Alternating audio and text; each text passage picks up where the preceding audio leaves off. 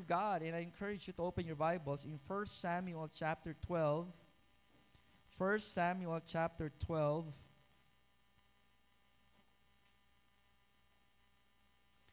Verse 7, and then mag-hop lang po tayo, mag-jump tayo ng konti sa verse 12 hanggang sa verse 14. Actually, we're going to study the whole chapter 12, but for the sake of reference, yan, umpisahan natin sa 7, then sa 12, 13, and 14. At ganito po ang ating matutunghayan. Nulit ko po, 1 Samuel chapter 12, verse 7. Nakita na po ba? Now, therefore, stand still, that I may reason with you before the Lord of all the righteous acts of the Lord. Ang kausap dito ni Samuel ang Israel.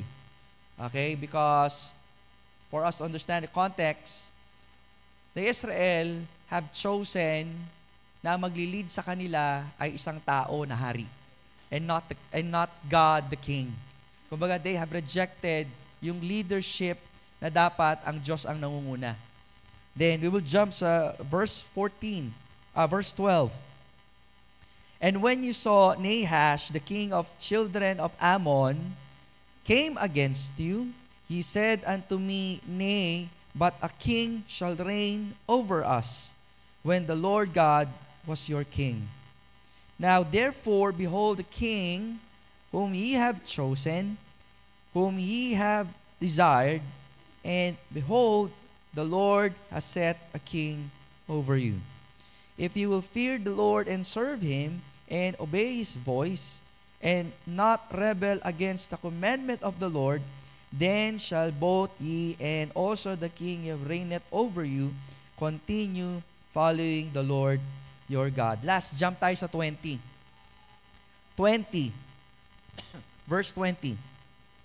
And Samuel said unto the people, Fear ye not, ye have done all this wickedness. Yet turn not aside from following the Lord, but serve the Lord with all your heart, and turn ye not aside, sabi ng 21, for then you should go after vain things, which cannot profit nor deliver, for they are vain. Tayo po'y manalangin. Manaming Diyos, salamat po Ama sa oras na ito. Salamat sa patuloy na pangunguna. Salamat sa banal na Espiritu na laging nangungusap at kumikilos sa amin pong kalagitnaan. Hinihingi po namin, Ama, na muli, kayo po ang magbuhos ng inyong katalinuhan sa inyong mga lingkod. Kami po ay limitado, kami po ay kulang kung wala po kayo sa buhay po namin. Kaya kinikilala po namin ang lahat ng kulang na meron po kami at hinihingi po namin na ang banal na Espiritu malayang pumuspos. Siya pong malayang mangusap, siya pong mag-convict sa amin, mag-empower po sa amin sa mga bagay na dapat po namin matutunan at isa sa buhay. Minsan pa, Ama, hinihingi ko po na ang banal na Espiritu malayang kumilos. Patawarin niyo po kami sa aming mga kasalanan. Linisin niyo po ang aming mga puso at isipan sa lahat ng karumihan, sa lahat po ng aming kasalanan. Muli, tinataas po namin ang dakilang pangalan sa pangalan ni Jesus. Amen at amen. Maaari po tayo mo po.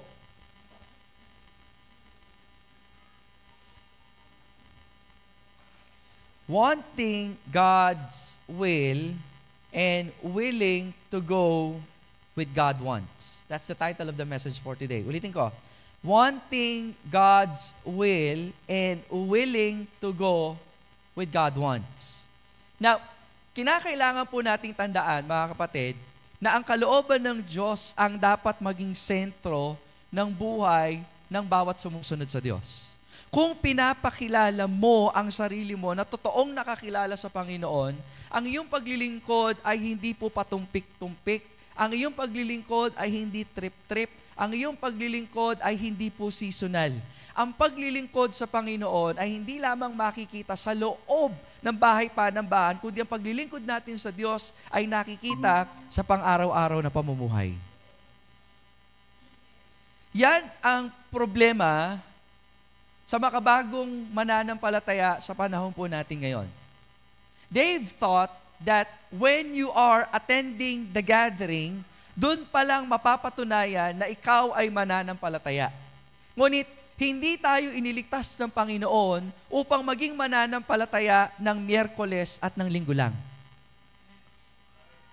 Ulitin ko, hindi tayo iniligtas ng Panginoon para maging Kristiyano ng Miyerkules at Linggo lang. Kundi iniligtas ka ng Panginoon sapagkat nakita niya sa paraan ng iyong pamumuhay na ikaw ay wala, ikaw ay patay at patuloy na namamatay na malayo sa Diyos. Naparito ang Panginoon upang bigyan tayo ng buhay. Tama po ba?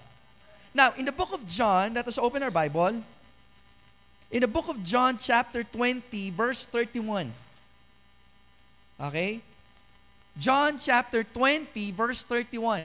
Now, the Bible is written, or the record of Jesus was written by one of his apostles by the name of John. And then ang sabi niya, but these things are written, sinulat ito, that ye might believe that Jesus is the Christ. Although ang kausap niya dito, mga kapatid, ay ang mga Jew, okay, specifically, kumbaga, hindi kasi nila kinikilala na si Jesus ang Kristo, na si Jesus ang pinili, siya yung hinula para magligtas. Okay? Pero sa atin bilang isang mananampalataya, we need to acknowledge this statement that ye might believe that Jesus is Christ. Kaya walang ibang tagapagligtas. At walang ibang paraan ng kaligtasan. Hindi dahil sa mabuti ka, alam mo yan, kaya mas maganda, mga kapatid, na kapag tayo nakakilala sa Panginoon, wala ho sa mga gawa natin eh. Hindi mo pwede pagmalaki na mas totoong tumanggap yung nakaranas muna ng kasalanan. Hindi po. Kahit hindi ka makaranas ng kasalanan, tayo po ay may bahid ng kasalanan nang dahil sa ating mga magulang na si Adan at si Eva. Amen? So every one of us needs a Savior. Kaya nga sabi dyan, no, the Son of God, and that by believing ye might have life through His name. Upang magkaroon daw tayo ng buhay. Hindi sinabi ng Panginoon para magkaroon ka ng kayamanan, magkaroon ka ng kasikatan, magkaroon ka ng kapangyarihan. No! Ang sabi dyan, magkaroon ka ng buhay na nasa Panginoon. So the question is, anong buhay meron ka na inihandog sa Panginoon? Anong buhay ang meron tayo sapagkat sabi ko nga po kanina, kung wala ang Panginoon, walang buhay. Ang buhay kasi na meron na nakikristo, isang buhay na may direksyon. Ang buhay na nakikristo, isang binagong buhay. Yun eh. Mga kapatid, ulitin ko hindi ka iniligtas ng Panginoon para maging mananampalataya ng Wednesday at Sunday lang. Hindi ho ganon. Nakakalungkot isipin, sabi nga, the modern Christianity today, it's all about program. Mas maraming ginagawa, parang doon nila mas nararamdaman na sila'y Kristiyano. Hindi ho ganon, mga kapatid. Bunga lang yun. It's an opportunity for us that because we are saved, then therefore, makapaglilingkod tayo ng totoo sa Panginoon. Pero kung wala kang pagkakakilala sa Panginoon, pwede ka rin namang tumulong eh. Kaso nga lang, it doesn't make sense at all. Amen? Because the righteousness that you have, the righteousness na pinoproclaim mo, hindi galing sa Diyos. Kaya pagdating alam mo yan, at the end of the day, ang dami mong reklamo, napapagod ka, wala na pumapansin sa'yo. Kasi una sa lahat, hindi mo naman pinaglilingkod yan sa Diyos. And if you are serving God, and at the same time you are looking, alam mo yan, sa buhay mo na para bang may mag-mention ng ginawa mo, therefore hindi ka naglilingkod. Hindi ka naglilingkod. That is modern Christianity. And if you are listening this morning, mga kapatid, mga minamahal, at ganyan ang mindsetting mo, God is calling you this morning to change that. Isuko mo yan sa Panginoon. Isurrender mo yan sapagkat hindi yan ang kaisipan ng nakikristo. Now, in our story, let's go back, okay, in 1 Samuel. Now, in 1 Samuel, sabi ko nga, ito yung bayan ng Diyos nung nauna, nung wala pa yung church. And God is reminding us, okay, it's because the God whom they worship is also the God that we are worshiping. Although magkaibang dealing, pero isa yung karakterya. Bakit? Ang Diyos hindi nagbabago. Yun ang kagandahan sa Diyos, no? Hindi siya nagbabago. Hindi siya nakakalimot. Hindi siya nagkakamali. Kaya dapat tayo totoong maglingkod, Kailan ba ako pagpapalain? Mag-steady ka lang. Alam ng Diyos ang lahat, hindi siya nagkakamali. Kung ano yung pinangako niya, gagawin niya, bakit? Hindi siya nagbabago. Amen? God never change. Alam mo yan? He never forgets. Hindi yan nakakalimot. Mga kapatid, huwag nating intindihin kung may pagpapala o wala. Ulitin ko, hindi nakakalimot ang Diyos.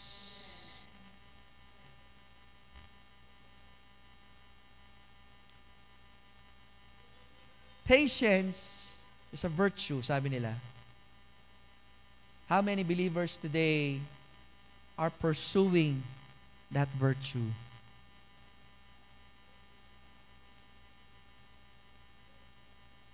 Hindi lang dumating yung inaasahan mong trabaho, tatama rin ka na sa paglilingkod sa Diyos. Sumala lang ng isang araw ang inaasahan mong sweldo o mga bagay-bagay sa buhay mo, katakot-takot na ng sama ng loob, discouragement ang nangyayari sa iyo. Na tila ba Diyos na pinaglilingkuran? Sapagkat kung tunay ka na tagapaglingkod na Diyos, nakikilala mo ang karakter ng Diyos na dapat na nagre-reflect sa buhay mo. Na kung ang Diyos ay hindi nakakalimot, magpapatuloy kang masaya kahit na nakakaranas ka ng gutom, nakakaranas ka ng kahirapan. Dahil alam mo, hindi nakakalimot ang Diyos. Bakit nagkakaalalahanin? Nakakalimutan nila na meron silang Diyos. You see, Israelites, they are the people of God. Okay? So, bago pa tinawag ang church, which is tayo, sila muna yung nauna. All the blessings, all the benefit, tinatamasa nila. Ang problema, mga kapatid, dahil, alam mo yun, itong mga taong ito, hindi sila nagtatrabaho, talagang mas kilalanin nila ang Panginoon, pinabayaan nila ang relasyon nila sa Panginoon. They became entitled to their lives na tila ba ang Diyos ang may utang sa kanila. Tandaan po niyo, kapag naglilingkod tayo sa Panginoon, ikaw ang may kailangan at hindi ang Diyos. Huwag tayong feeling entitled. Huwag tayong feeling entitled. Every believer in Christ must want, okay? Kinakailangan gustuhin niya, kailanganin niya ang kalooban ng Diyos ang mangyari sa kanyang buhay. That's why the title is, alam mo yan, wanting God's will in our lives. And then ano kasunod? Willing to go with God wants. Sometimes dinidefine natin yan, tama? Between wants and need. Yung wants, hindi mo kailangan daw. Yung needs, yun yung kailangan mo. Pero bilang mananampalataya, when we differentiate those things, mga kapatid, wants and will is different. Magkaiba po yan. Sapagkat una, kinakailangan po natin matandaan, wants operate by wrong desire or wrong motive. That's point number 1. We need to remember that wants operate by wrong desire or wrong motive. Mga kapatid, ang Israel ay isa sa bayan ng Diyos, isa sa dapat natin tandaan na bayan ng Diyos na walang dapat gawin kundi sundin lamang ang Diyos sa kanilang buhay. Amen? Ganun din bilang sa mananampalataya. Kaya nga tayo binigyan ng pangalan. Ang tawag po sa atin, Kristiyano, tagasunod ng Panginoon.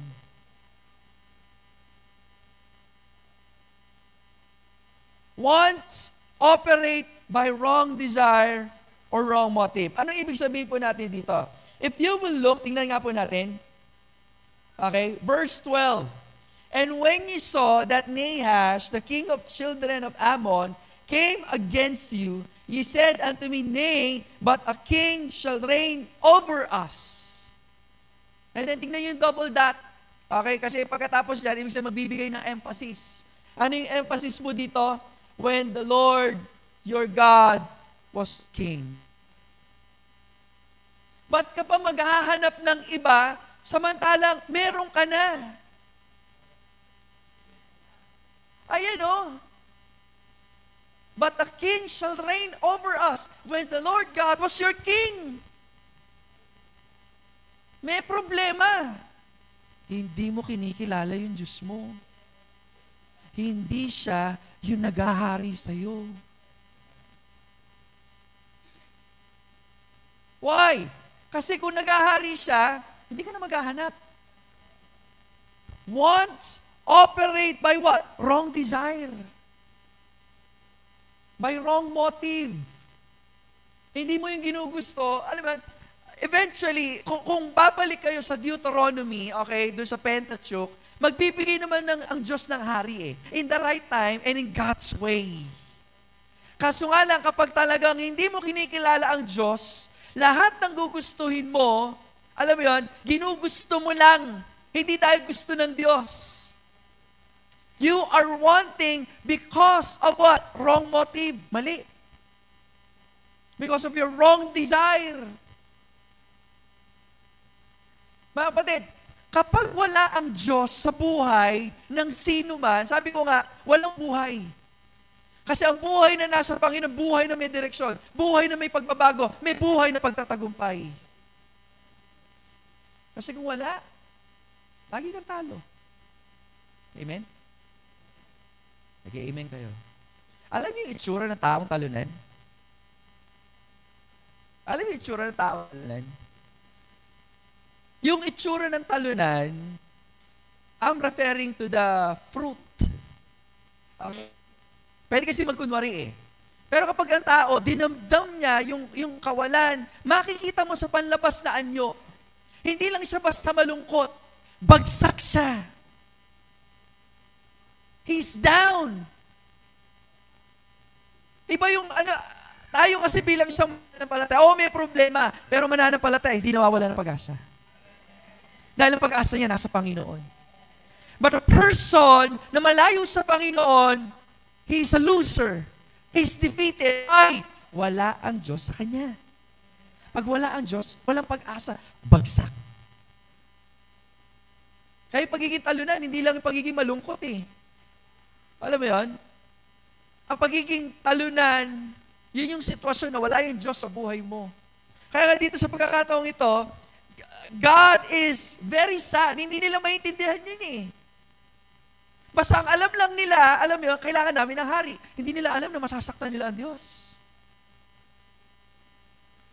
Because when you operate with wants, ano po nangyayari uli? You operate with the wrong motive, with the wrong desire. Hindi mo alam, nasasaktan mo ang Diyos. Lord, bigay niyo naman po itong trabaho na ito. Laki ng sweldo eh. So,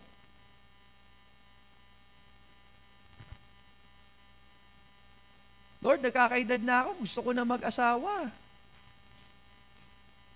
When you operate with your wants, lagi distorted yung definition mo ng bagay-bagay. Tama? Distorted yung isip mo patungkol sa pera. Diba? Isip mo, kinakailangan magkamal, o di kaya, distorted eh. Pag may pera, alam mo, ubus-ubus biyaya. Pag offering, ka magbibigay, wala na nga ako ibibigay eh. When you are far from the Lord, when your relationship, alam mo yun, hindi mo yan pinagtitibay, ang lahat ng gugustuhin mo, ginugusto mo lang, because it operates based on your own motives, own desire. At kapag nangyari ang mga kapatid, hindi ka magtatagumpay. Hindi ka magtatagumpay. When they have desired a king, hindi sila naiintindihan na may implication. Pero ang pinakaunang nito, sinaktan nila ang Diyos. Kung malalim sila sa relasyon nila sa Panginoon, alam mo yun, mababasag yung puso nila. Pero dahil nakagawian na nila, they always operate based on their own desire, their own motive, Wala lang sa kanila yun. Nagiging manhid yung utak nila. Nakikinig po ba kayo? Paano natin sinabi? Balik tayo sa 7. Tingnan nyo nga yung pagkakasabi dito. In verse 7, sabi dito, ganito. Now therefore stand still. Okay? Kasi lalaban sila eh. Okay, sa sanggera. Parang buhay natin, pag may pakikibaka, gusto mo yung, alam mo yan, merong paspas ng Lord. Kaso dahil meron silang problema, may kinakailangan silang i-deal. Ano yung problema nila? Mas pinili nila yung gusto nila. Mas pinili nila magkaroon ng ibang hari sa isang tao kaysa yung hari na meron sila na gumabay sa kanila na hindi nang iwan sa kanila, which is ang Diyos. Ngayon, hindi nila yung maintindihan sa paano paraan. Sabi niya, that I may reason with you. Paliwanagan nga tayo.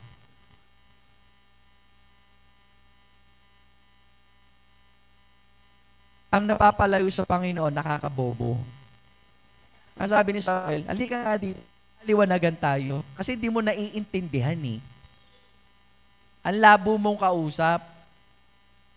Ayan o, that I may reason with you before the Lord of all righteous acts of the Lord. Nakalimutan nila yun. Kahit hindi sinabi na si God yung king nila, pero yung the way na nagprotekta sa kanila, nagtanggol sa kanila, that is an act of a king. Ito lang, dahil may nakalaban sila, takot sila, kinakailangan may magprotekta sa atin. Kagaya nung king na ito, king na si Nehas, ang galing niya, etc. Alam niyo kung anong naramdaman ng Diyos? Nalungkot siya at nainsulto. Tagal ko na kayong kasama. Kaya umiyak si Samuel. Grabe. Which he did to you and to your fathers. Ang bilis niya naman makalimot.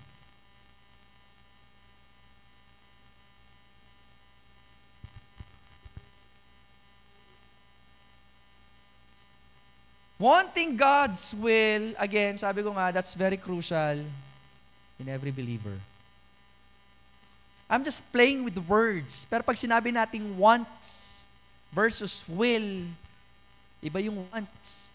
Kasi yung wants, it operates by desire, by a wrong desire and a wrong motive. You're not operating by God's will. You operate in your heart, ano yun? Wants, gusto mo lang. Pag sinabing wants, wala yung pangunguna ng banal na spirit. Ano na sa atin sa mananampalataya, the 21st century, kasi lahat na lang ngayon, madali na eh. Lahat na lang ngayon, express. Lahat na lang ngayon, nagmamadali. Lalo na kapag wala ka talaga sa Panginoon. Totoo. Ang bilis ngayon. Kaya kung wala kang devotion talaga, titingin ka sa FB o di ka sa paligid mo, lahat ng tao ngayon super busy, papayaman.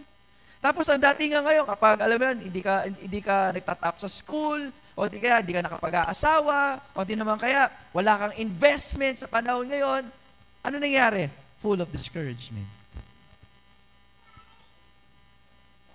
Because if you are far from God, you are operating based on your wants. Based on your wants. Pangalawa, wants blinds us from seeing God's will. It's a basic statement, pero mahalaga yan. Wants blinds us from seeing His will. Binubulag tayo. Okay? Binubulag tayo. Ano mga bagay nakakabulag? Siyempre, kasalanan. Kasi kung talaga namang sila'y sa Panginoon, alam yan, yung paggabay ng Panginoon nandoon eh. But this time around, wala yung kamay ng Panginoon. Dahil isa sa karakter ng Panginoon na nagpapalayo sa lahat ng tao, Kristiyano man o hindi, kasalanan.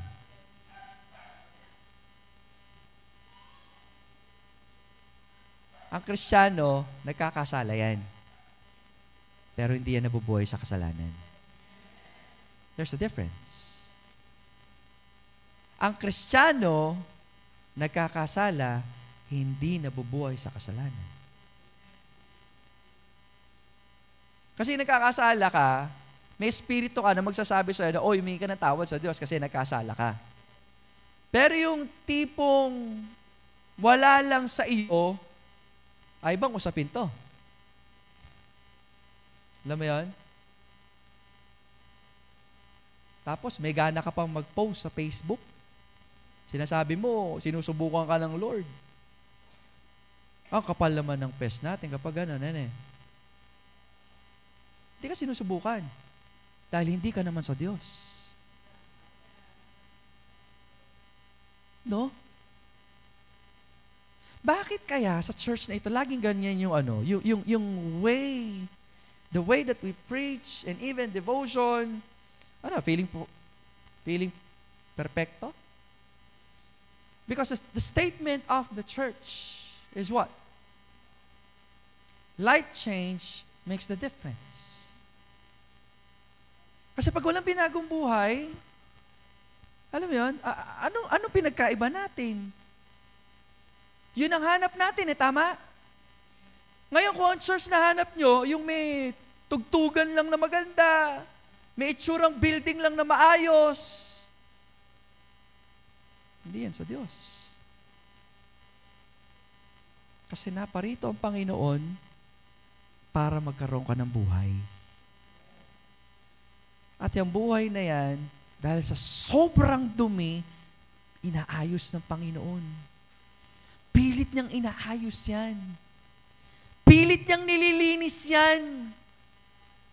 Ang tanong, nagpapalinis ka ba?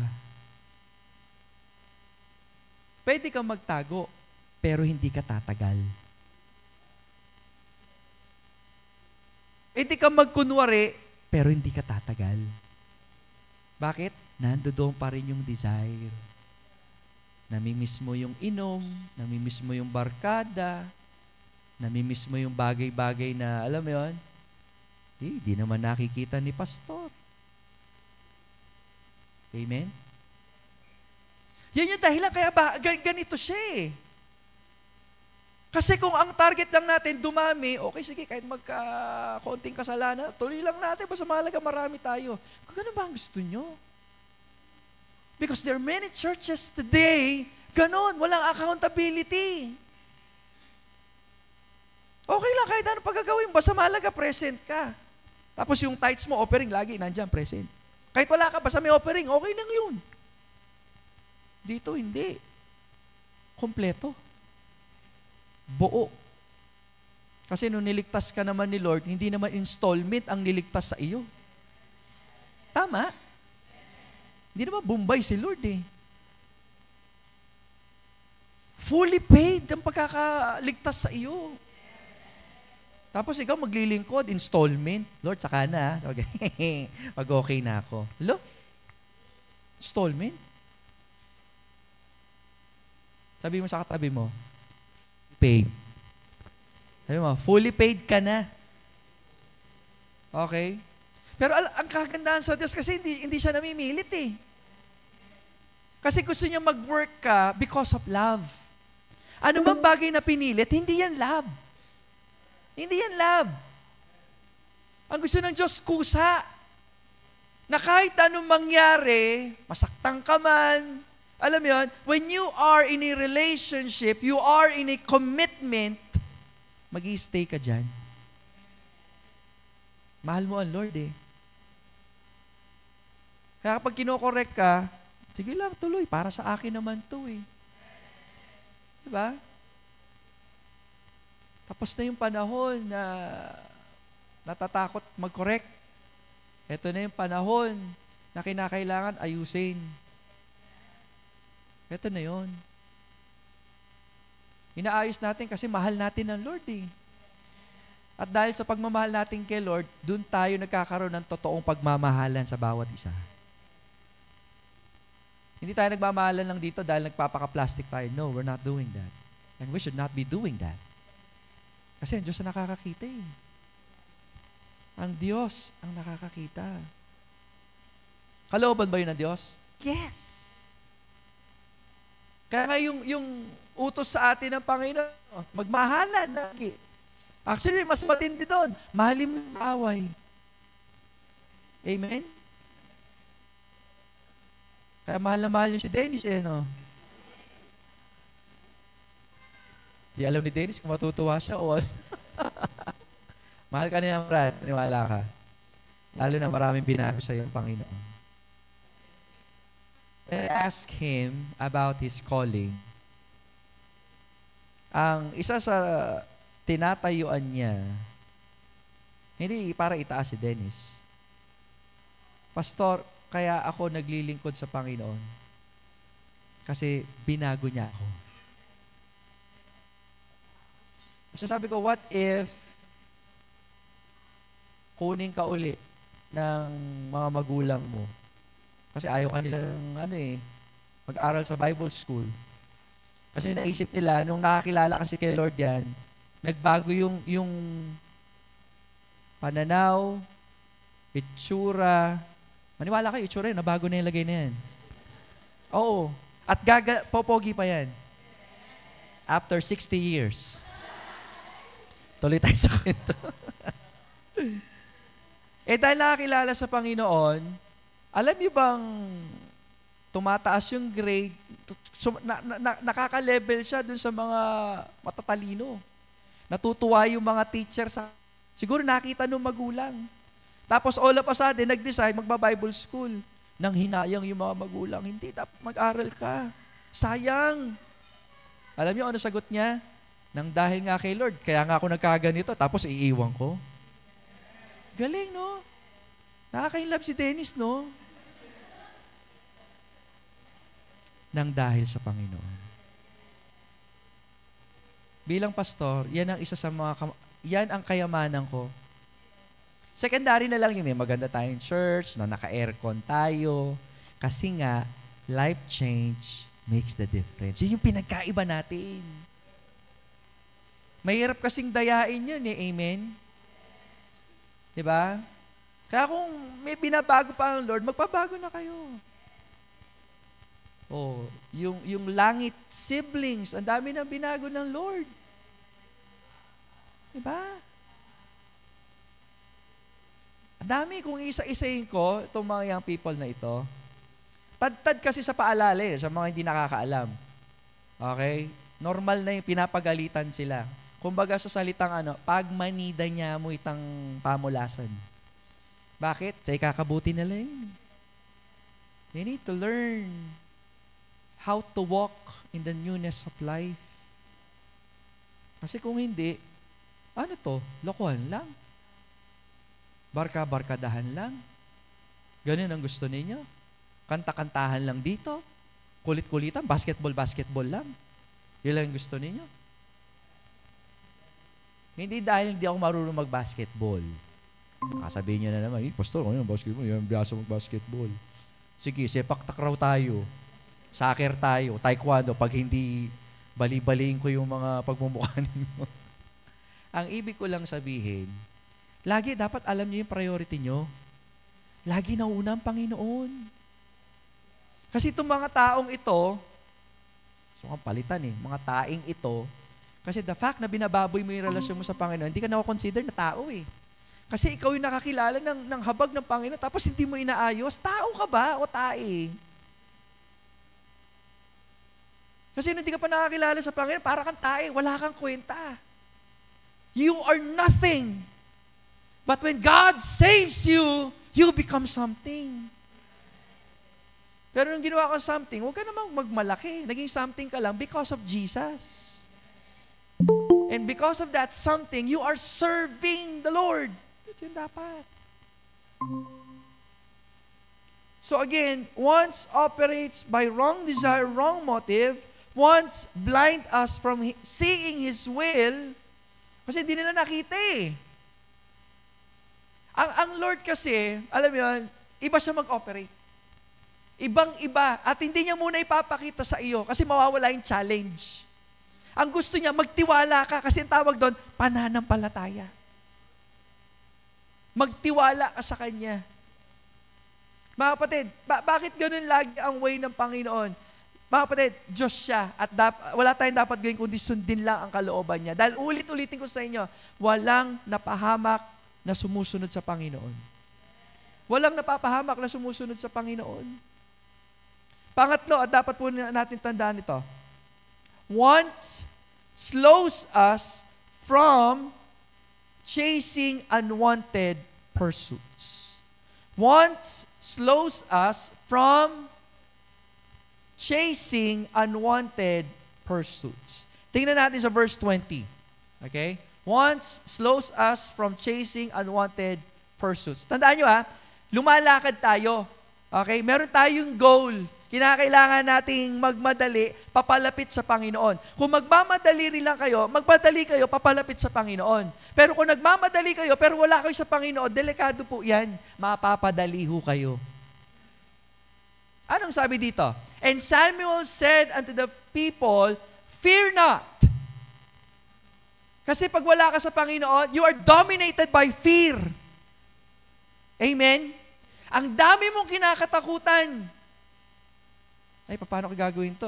Pag nagbigay ako kay Lord, mawawalan ako. Pag umaten ako ng gawain, baka hindi ako matanggap sa trabaho kasi ganito, ganyan. Ang daming fear. Di ba? Amen? Maraming fear.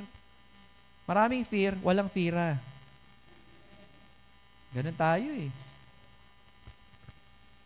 So sila, bukod sa nasanay silang matakot, pati yung paglapit kay Lord, ganun din, natatakot din sila. Ano sabi ni Samuel?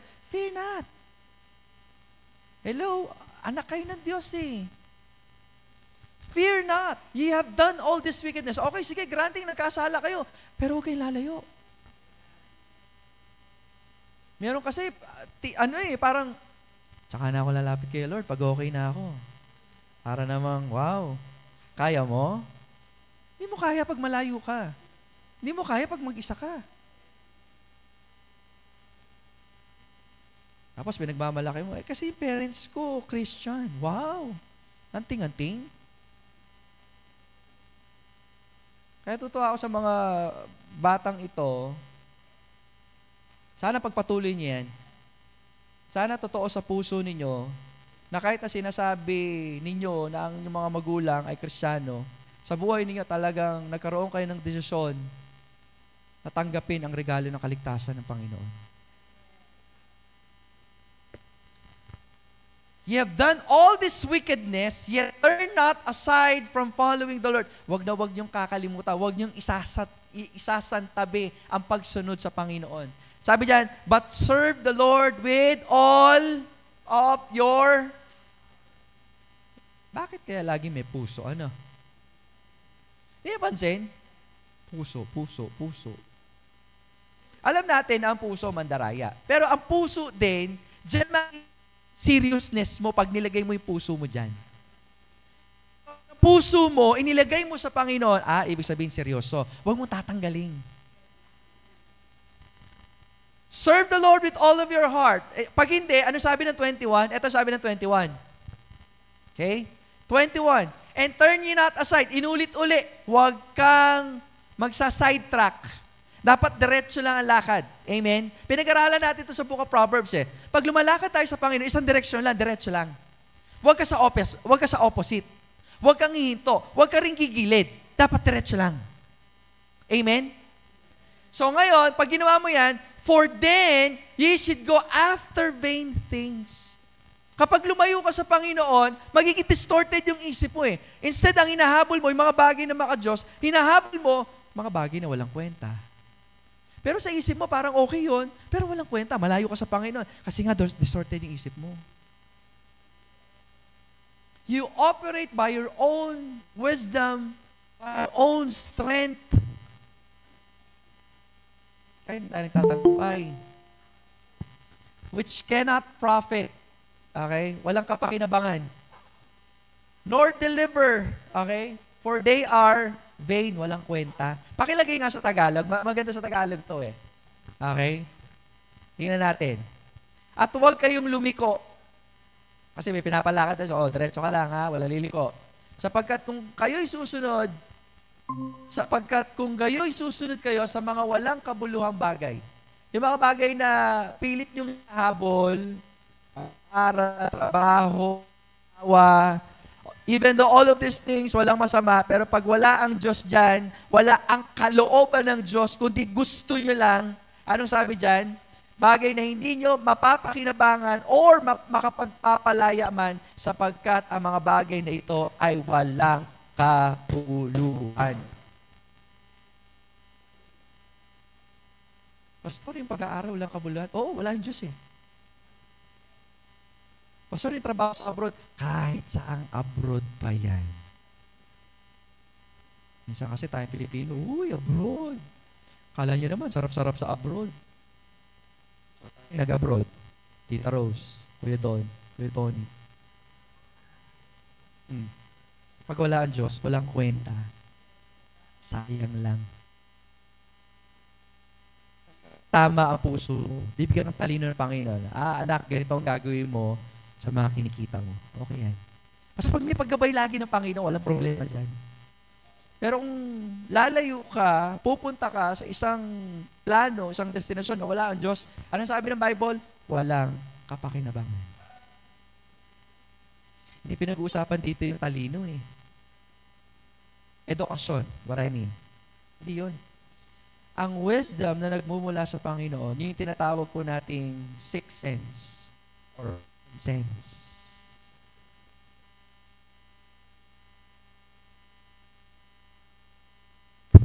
Hello? Yun yung tinuturo natin sa mga young people. I don't care kung hindi kayo nag-excel sa academic or if that is your pursuit. Okay? Sige, pero lagi sabi ko, unahin ang Diyos lagi. Kasi kapag hindi, ano yun? Meron ako kilala, nagtatap nga. Kaso miserable naman ang buhay niya. Kaklase ko yun, ha? Actually, umingi siya ng advice. Kaso ang gusto niya lang, yung feeling ng pagiging Kristiyano. Kaklase ko to. Gusto niya yung feeling lang ng pagiging Kristiyano. Pero yung the whole Christianity itself, wala. Kasi pakiramdam niya, pag may dampi siya ng Kristiyano, swerte. Pero miserable buhay niya. Totoo. Talino yun, ha? Sobrang talino nun. Okay? Ako na-stress lang dahil nakaka-stress yung mga kasama ko. Pero, alam mo yun, okay lang. Anong grade? Hindi pinapansin yan. Basta ang isip ko, Lord, ano ba ang pinapagawa ninyo? Kasi marami magsasabi, Pastor, kung hindi pala tutuluyan yung course mo, anong gagawin mo dyan? Bakit? Yung nauna kong course, nagamit ko ba? Hindi nila alam, meron mga portion sa training na yun na nagagamit ko ngayon kung sa mga hindi nakakaalam. Bakit? Hindi nyo kasi alam kung anong gagawin ng Lord eh. Kaya nga inuulit-ulit ko sa inyo to, walang napahamak sa mga sumusunod sa Panginoon. Wala. Okay, magmadali.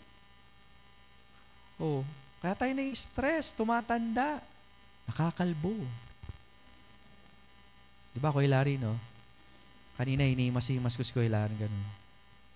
Anak. Ay, hinihimas na naman ni Kuya. Totoo yung Kuya Larry. Kung bakit maraming mananampalataya, basically, mga mananampalataya, they're very stressed.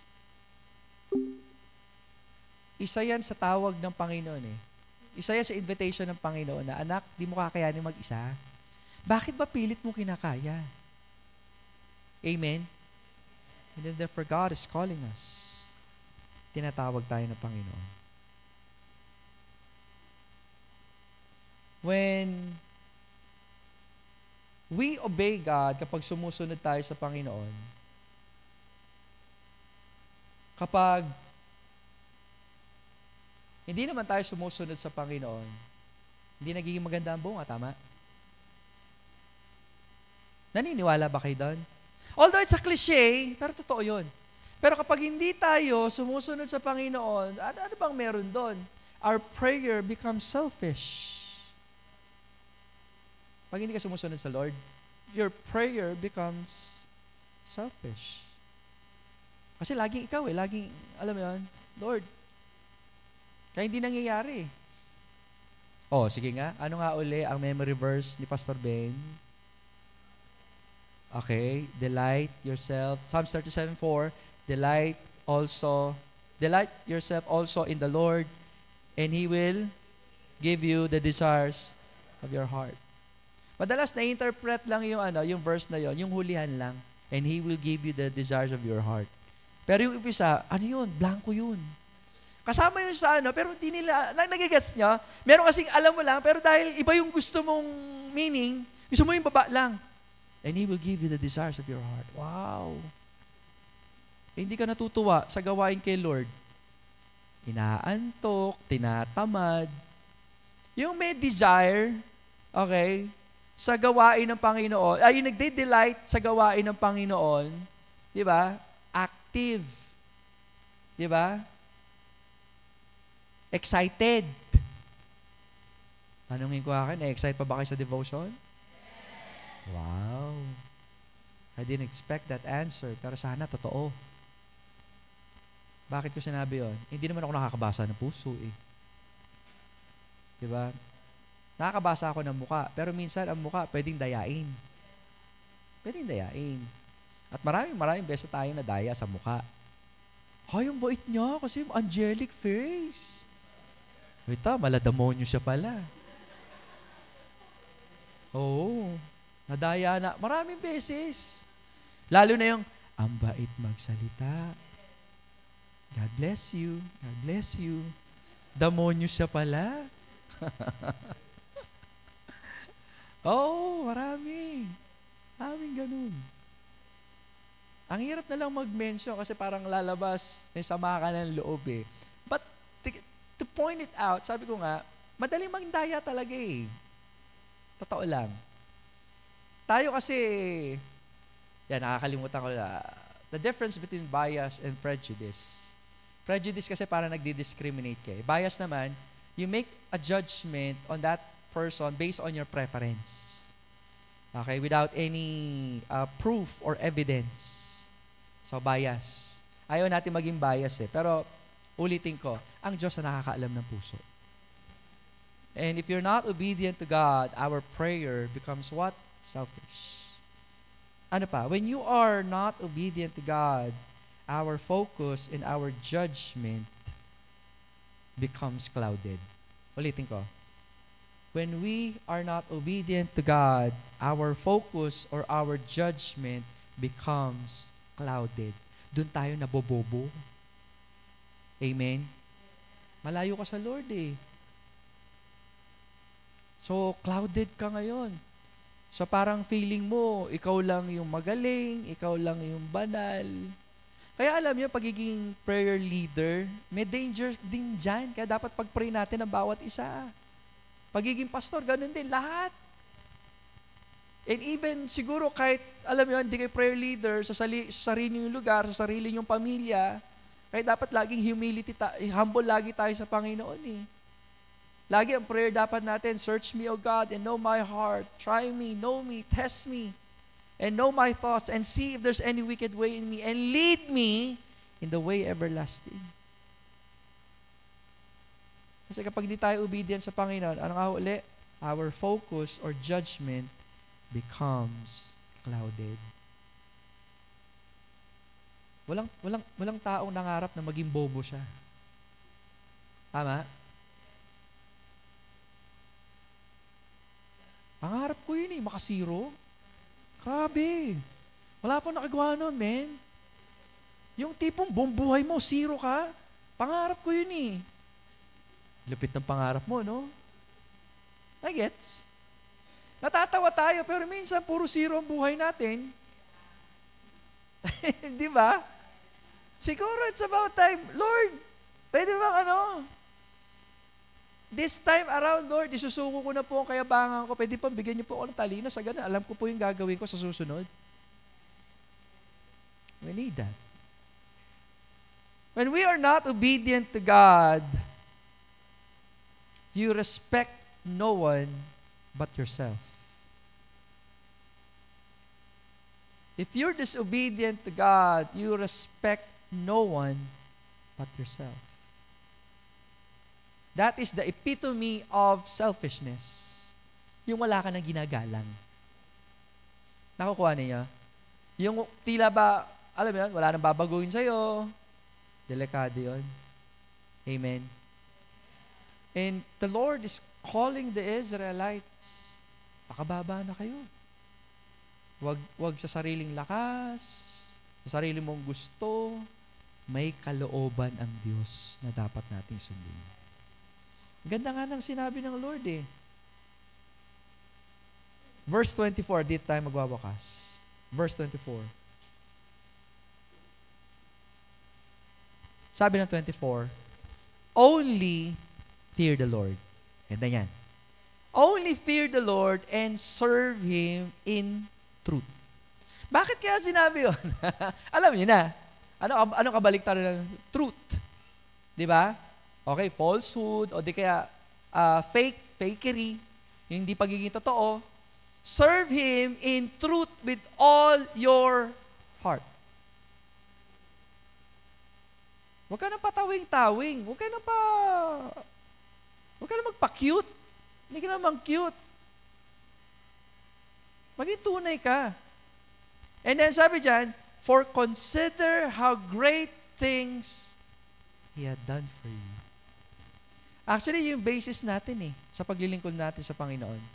Hindi naman talaga yung ginawa mo. Kaya wala tayong pagmamalaki, sabi ng Ephesians 2:8 and 9. Tama? If we're talking about humility based on our salvation, wala kang pagmamalaki, kundi yung ginawa lang ng Panginoon. So, anong gagawin mo? Babalik-balikan mo yan. Kaya pansinin nyo, ang tawag dito, sa armor of God, ano yung pang-protection sa utak natin? Helmet of... Bakit kaya salvation? Doon ka sa basic. Kasi nakakalimot ka eh. Kasi kung di ka iniligtas ng Panginoon, wala ka ngayon. Kahit saan man tayo nandoon, tatapos natin ang Bible, nagdi-devotion tayo, babalik ka doon. Iniligtas tayo ng Panginoon for a reason. Amen po ba? Amen? So we need to want God's will and we need to be willing to go with God wants. It's a wordplay, but I hope you are serious in living God's will in your life. Tayo po lahat ay tumayo. Tayo po'y manalangin. Tayo po'y manalangin. Muli, Ama, kami po'y nagpapasalamat ngayong umagang ito. Salamat, Panginoon, sa patuloy na pangungusap. Salamat, Panginoon, sa patuloy na pagbibigay po sa amin ng kahabagan. Panginoon, sa totoo lang, nakakalimot po kami. Sa totoo lang, may mga pagkakataon na tinatamad po kami on purpose. Panginoon, alam po namin na hindi kayo natutuwa. And I pray that the Spirit freely moves in our midst. Convict us. Talk to us.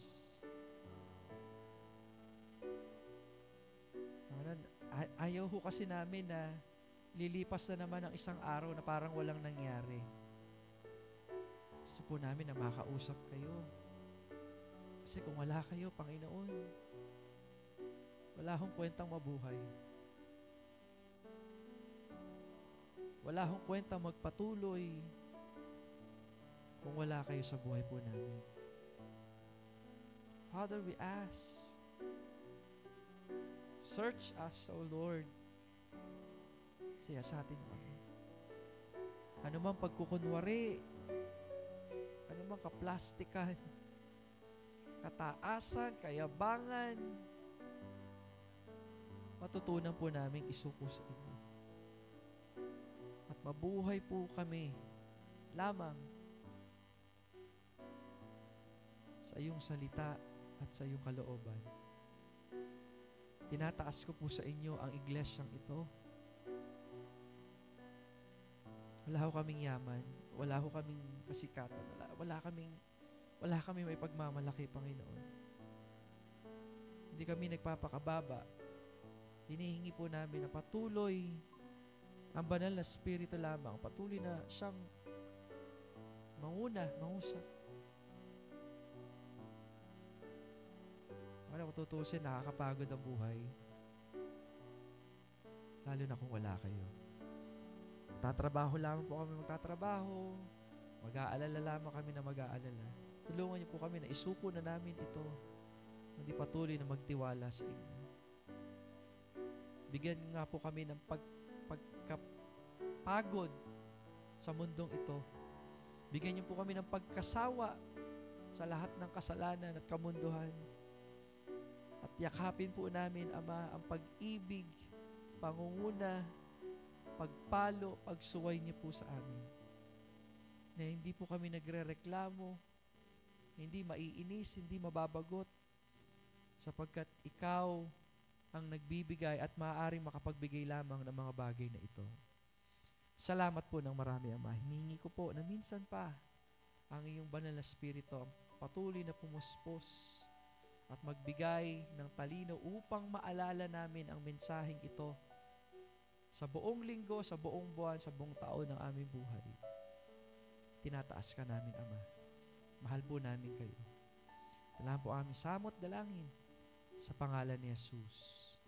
Amen at amen. Palakpakan natin ating Panginoon.